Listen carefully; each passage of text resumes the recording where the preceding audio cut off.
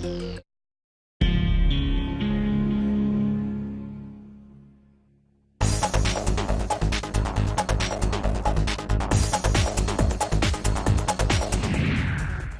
up the pieces in Garissa after last week's brutal terror attack. As Congress prepares to reconvene, global chatter continues on the Iran nuclear accord. And a shot across the bow at the beauty industry as the French Parliament approves a tough new anti-anorexia law. Africa 54 starts right now.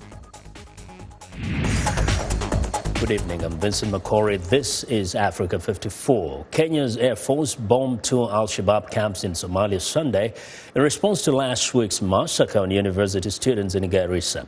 Kenya's Interior Ministry has identified Abdullahi as one of four attackers killed during Thursday's assault. He is the son of a Kenyan government official. Meanwhile, victims of that devastating terrorist attack that left 448 people dead are trying to pick up the pieces of their shattered lives. VOA's Gabe Joslow reports from northeastern Kenya. The Kenyan military is keeping a tight grip on the town of Garissa after the April 2nd terror attack. Garissa County is under a nighttime curfew, along with three other counties frequently threatened by Al-Shabaab.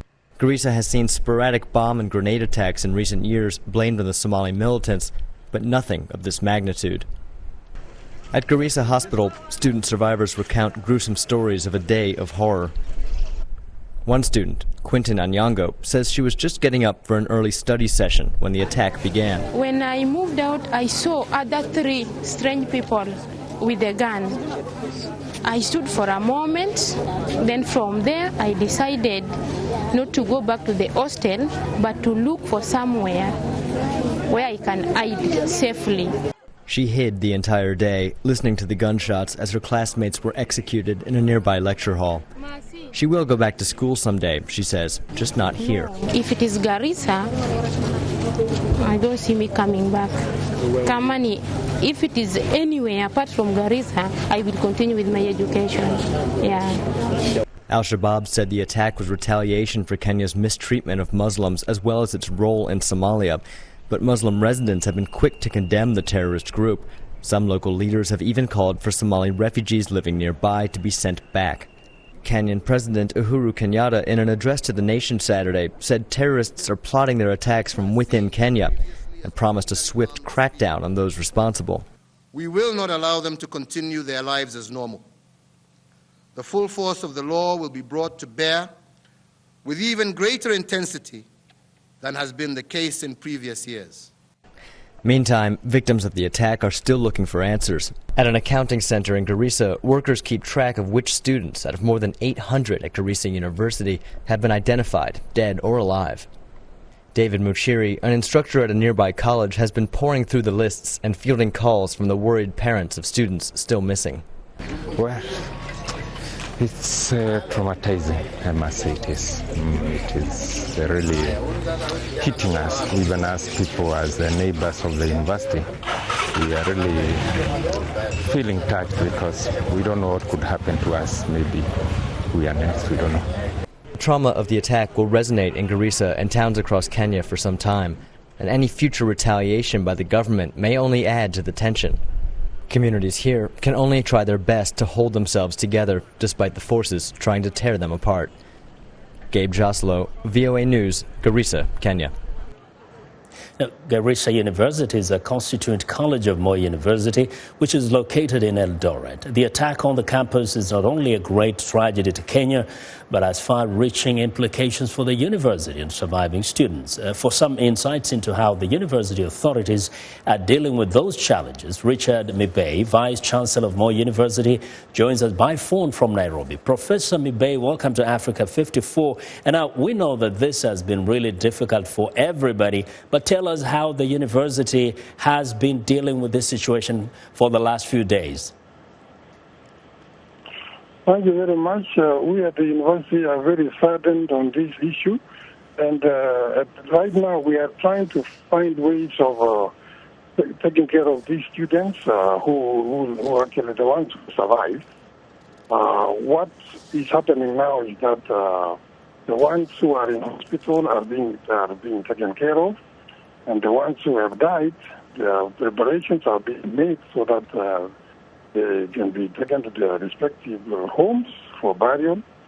So there will be some kind of a mass service this week itself, maybe towards the end, where all bodies that have been identified will be brought, and then there will be a mass service, and then we dispatch. Now, Professor Mibay, we know that a number of students have said they will never, ever go back to Garissa University. What are you going to do with those students? Actually, we have already started preparations for what to do with those students. Beginning Tuesday, Wednesday, and Thursday this week, the Senate of Moi University is going to be arranging on how to distribute these students. What is happening is that we have some other campuses in Kenya that can take care of these students. A lot of them will be at the main campus in Eldoret, and then some of them will be in nearby campuses which belong to Moi University. So as far as these students are concerned, none of them will lack a place. We shall make sure that all of them are comfortable. What is the future of Garissa campus?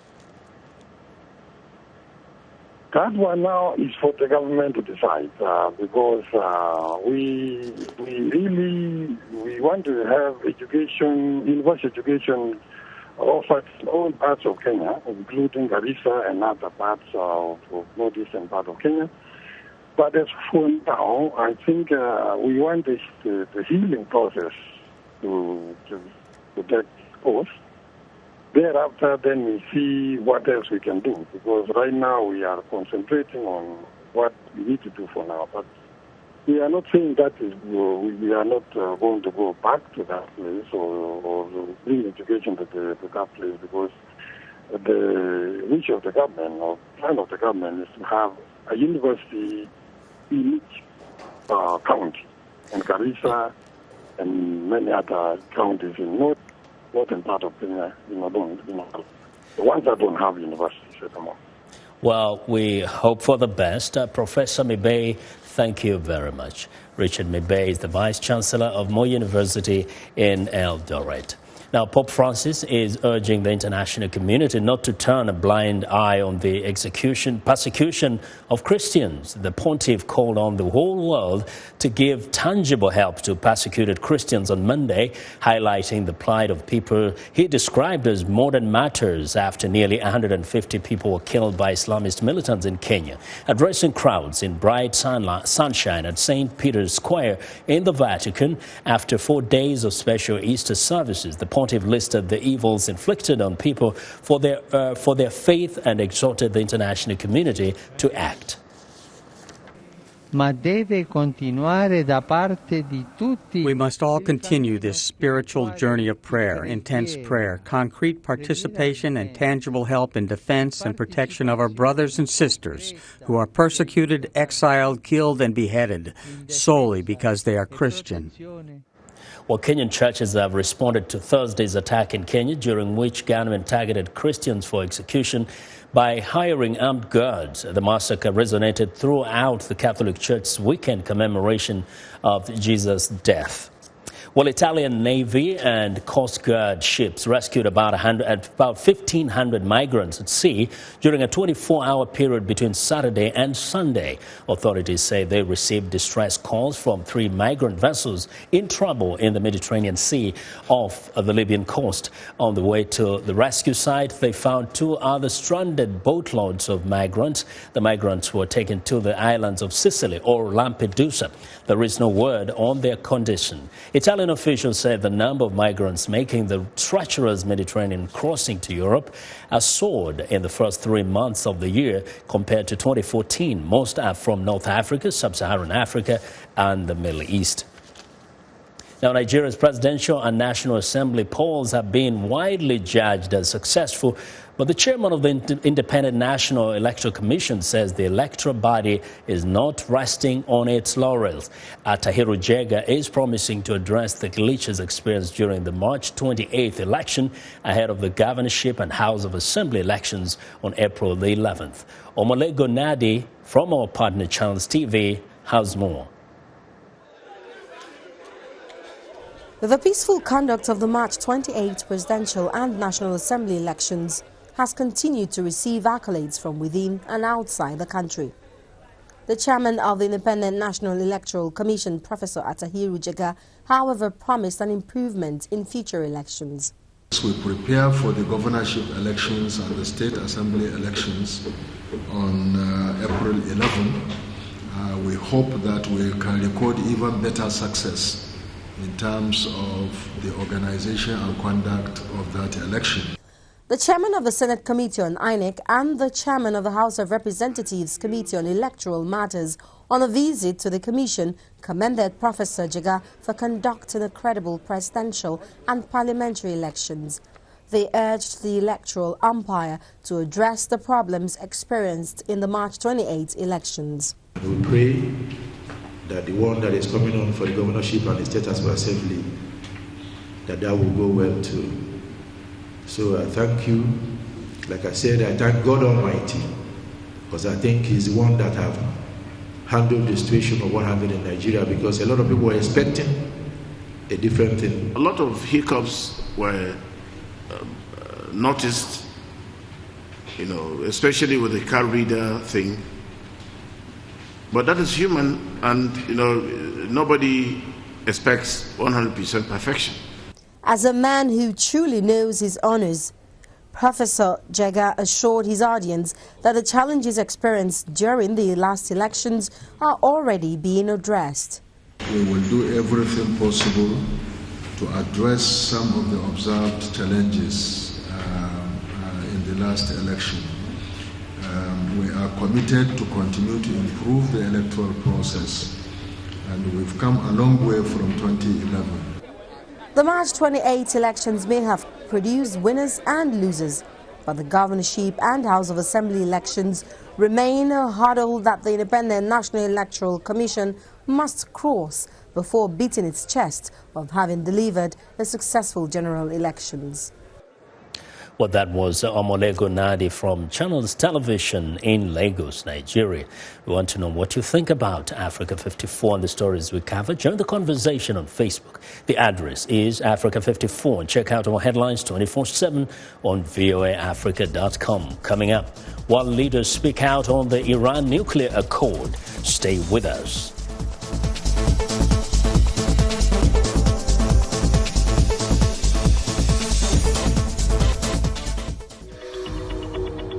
I'm Milar Sega. I'm the host of VOA's The Correspondents, a roundup of the world's top stories with analysis from our dedicated reporters.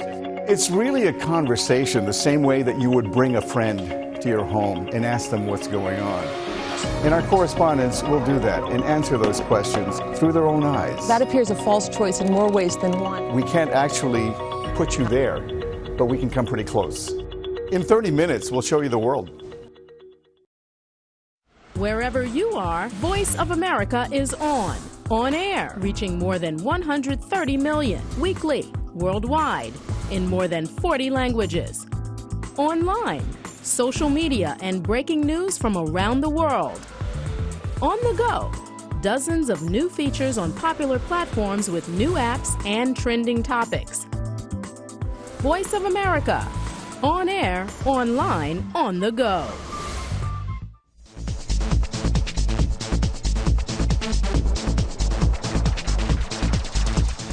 Well, Pakistan's defense minister says Saudi Arabia has asked Pakistan to provide ground troops, planes and warships to help a coalition battling the Iran-backed Shia Houthi rebels in Yemen. Russia and the Red Cross are calling on Saudi Arabia to pause its military campaign against Houthi rebels in Yemen to allow for safe deliveries of civilian aid and the evacuation of foreigners. The Russian plea for suspension of the airstrikes came Saturday during an emergency meeting of the UN Security Council called by Moscow. Saudi Arabia has been leading an Arab coalition that has pounded Houthi rebels in Yemen for more than a week. 4 rockets came down on our village, and they said they were targeting a militia camp. Where is the camp? Is this a camp? These are sleeping Muslims. What is this? I do not know. May they feel the fear of God. Airstrikes continued Saturday, targeting rebel positions in Sana'a, the capital. The UN says more than 500 people have been killed in the Yemen conflict in the past 2 weeks and around 1,700 wounded. Council members also reiterated their concern over the grave humanitarian situation that Yemen has been facing for a while. The Russian delegation circulated a draft resolution to the Council members regarding humanitarian pauses in Yemen and expressed concerns over the humanitarian situation in Yemen since a long time. The president of the Security Council said council members hope to reach a decision on the Russian-backed resolution by Monday. Now, for the latest on the situation, Zaid Al-Alaya, a Sana'a-based journalist, joins me by phone from Yemen. Zaid, one thing that I think everybody would want to know is the Saudis have been really hitting at the Houthi rebels. Are they making any difference up to this point? You have to know, and people have to know and understand that with every airstrike, they're not only targeting Houthis or military camps or military installations or weapon storage that they talk about. These places are surrounded by villages, surrounded by citizens. Today in the afternoon, or let's say at 4 o'clock, the mountain in Asr, in the outskirts of Sana'a, they targeted one of the military stores, as they say. 8 people from one single family were killed and more than 25 people were injured. In the same area, they attacked also before 2 days ago, and they killed 12 people also. There are, with the fighting that is taking place by airstrikes of the KSA-led coalition, and also the fights in Aden between Houthis supported by the army and Southern resistance, most of the death, most of the injured are civilians. And Saudis think that they will get rid of the Houthis. If they do so, which is impossible, who will replace this? Now, we all saw what happened in Mukalla, because the army is busy, the military is busy. Al-Qaeda came and occupied the complete area, and they took 17 billion Yemeni riyals. Can you imagine what Al-Qaeda can do with this amount in carrying different suicide bombing and spreading more? I will not be surprised if Al-Qaeda in Hadramaut or in other areas will announce an Islamic State very soon in Yemen, because this is the best environment for them to flourish. Zaid, we know that the Saudis are even asking for more help from Pakistan, for example. Question is, from what you're hearing, do most people in Yemen prefer that the Saudis stop hitting or attacking the Houthis in Yemen? If Saudi Arabia is thinking about that airstrike will end the fight with the Houthis, they cannot. If they talk about having military or forces inland, every Yemeni citizen will not allow fighters from outside to come to them. People are talking about that the Houthi is supporting now tribes in Marib, tribes in Ta'az and other areas. So they want the fight to be Yemeni. This is what they are doing. They are making Yemeni engage in war between themselves. Do you think this is a kind of help that these Yemen, if they save the money that they have and support Yemeni projects, they do not need this war at all. This war is not targeting the Houthis. This war is targeting all Yemenis. One important thing that you need to know, that hospitals in Yemen, not just Sana'a, Aden, Abal, Al-Ahj, are suffering, and maybe they would not be able in less than a week to receive more people to cure. Medicines are not available because of the siege that Yemen is put under. Electricity blackouts is damaging the medicines that are stored in clinics or in labs. All right, hospitals in Yemen will close. We know. We will be watching this, and hopefully you will give us some updates in the coming days. Zaid Al-Alaya is a Sana'a-based journalist reporting from Yemen. Now, Thursday's landmark political accord on Iran's nuclear program remains a focal point of commentary around the world. As VOA's Michael Bowman reports, debate on the preliminary deal will likely consume the U.S. Capitol when Congress reconvenes next week. In Easter Sunday prayers, Pope Francis highlighted the accord reached in Switzerland. Con speranza affidiamo al Signore. With hope, we entrust to the merciful Lord the framework recently agreed in Lausanne, that it may be a definitive step toward a more secure and fraternal world. China's foreign ministry called the deal good news for the world. By contrast, Israeli Prime Minister Benjamin Netanyahu remains a fierce critic of the agreement. This is a bad deal. It leaves Iran with a vast nuclear infrastructure. I think for the preeminent terrorist state of our time, to have a free path, an easy path to nuclear weapons, endangers Israel, endangers the region, endangers the world. While the accord mandates sanctions relief in return for restrictions on Iran's atomic capabilities, it does not mean a surrender of U.S. and international leverage over Iran, according to President Barack Obama. Many key details will need to be finalized over the next 3 months, and nothing is agreed to until everything is agreed. And if there's backsliding, there will be no deal. If Iran violates the deal, sanctions can be snapped back into place. Meanwhile, other American sanctions on Iran for its support of terrorism, its human rights abuses, its ballistic missile program, all will continue to be enforced. While pledging to abide by promises made, Iranian officials make clear they expect a full and permanent end to sanctions that have battered their nation's economy for years. But terminating, as opposed to suspending, some U.S.-imposed measures would require an act of Congress, and many in the Republican-led body remain skeptical or even hostile to the framework accord, meaning that the White House has work to do. Here in the United States, I expect a robust debate. We'll keep Congress and the American people fully briefed on the substance of the deal. As President and Commander-in-Chief, I firmly believe that the diplomatic option, a comprehensive long-term deal like this, is by far the best option. Polls show most Americans open to a negotiated settlement on Iran's nuclear program, and many lawmakers are in their home districts meeting with constituents. Whatever messages members of Congress hear from the public could shape debate on Capitol Hill when the legislature gets back to work next week. Michael Bowman, VOA News, Washington. Well, it's time now for a short break. Still to come on Africa 54. Could this be the beginning of a big runway shakeup? While France cracks down on eating disorders. We'll be right back.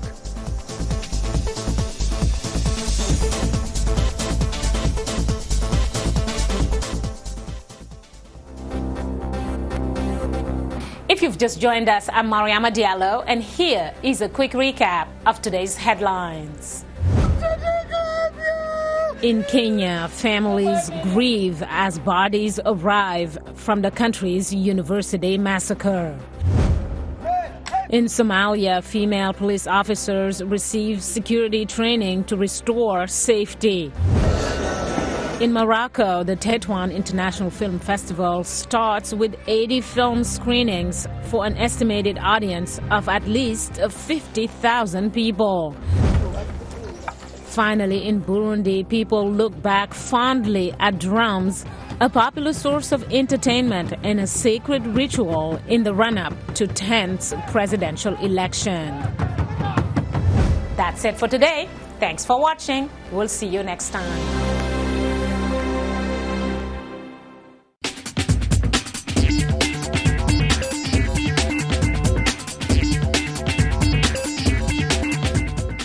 Welcome back to Africa 54. Here's what's trending. In a surprising move in one of the most elegant cities on earth, that is Paris, France's lower house of parliament has passed a measure banning excessive thin fashion models and exposing modeling agencies and the fashion houses that hire them to possible fines and even jail. Now, the new measures would require models to undergo a full medical assessment, proving they are not undernourished before being hired. Critics say the legislation would give foreign models an advantage in the industry. Other countries, including Israel and Spain, have taken similar action.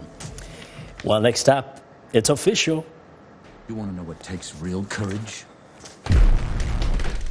Holding it all together. Well, Netflix's popular political thriller House of Cards will return for a fourth season in 2016, according to the show's Twitter account. House of Cards, the first online-only series to win an Emmy Award, tweeted its fourth season renewal along with the popular signature line of protagonist Frank Underwood, "I will leave a legacy." Hashtag Underwood 2016. No word yet on a release date for season 4, so stay tuned. And finally, do blondes really have more fun? Well, these celebrities seem to think so. Platinum blonde hair is making a big comeback. Kim Kardashian and actor Jared Leto turned heads in Paris during Fashion Week with their almost white locks.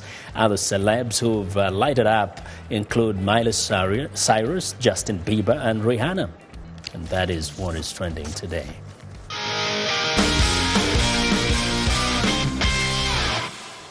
Well, it's time for Monday Sports Reports, and here is Sunny Young with the sunny side of sports. Sunny, tonight is a big night in U.S. college basketball, right? Big night indeed, Vincent. Sporty greetings once again to our Africa 54 viewers. Let's tip off with U.S. college basketball. The finals in the men's and women's championship tournaments are now set. Ladies first. In Tampa, Florida, the Connecticut Huskies will play the Fighting Irish of Notre Dame in a rematch of the 2014 final. The two-time defending champion Huskies, bidding for a record-extending 10th national title, won last year's final 79-58. The men's final will be played later Monday night in Indianapolis, Indiana. The Blue Devils of Duke, aiming for a 5th national title, will play the Badgers of Wisconsin, who won their only trophy way back in 1941. Wisconsin beat previously unbeaten Kentucky 71-64 in the semifinals. Turning to African athletics, the grueling Marathon des Sables began over the weekend in Morocco. About 1,400 runners from 50 countries started the 5-stage race, one of the most challenging and difficult endurance competitions in the world. In addition to intense heat, the athletes are also facing rocky desert conditions as they cover a distance equal to about 6 full marathons. The opening stage covered 36 kilometers and was won by defending champion Rashid El Morabiti of Morocco in 2 hours, 52 minutes, and 50 seconds. Morabiti is bidding for his 3rd title in Morocco. I'm VOA Sunny Young, and that's the sunny side of sports. Going to send the ball back to Vincent McCory. Well, thanks a lot, Sunny, and be sure to watch the sunny side of sports every Monday and Friday right here on Africa 54. And that's our show for today. Be sure to watch Africa 54 on our website at voaafrica.com for more news. Tune in to VOA's evening radio show, Africa News Tonight at 1800 UTC, and in the mornings to Daybreak Africa between 0300 and 0600 UTC Monday through Friday. Thanks a lot for watching. Have a good night.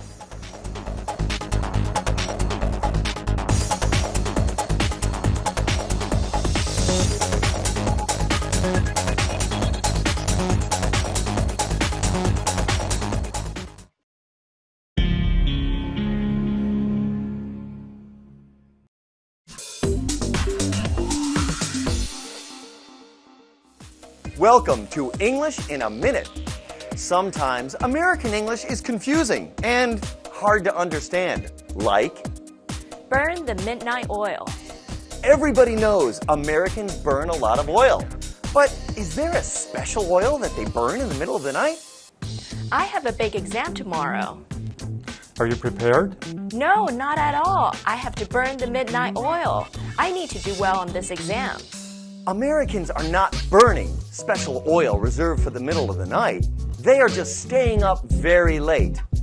This actually makes sense if you think of a candle or a lantern and you have a lot of work to do that may take you all night. This is a phrase everybody will understand, and you can use this phrase when you have a lot of work to do and not that much time to do it in. And that's English in a Minute.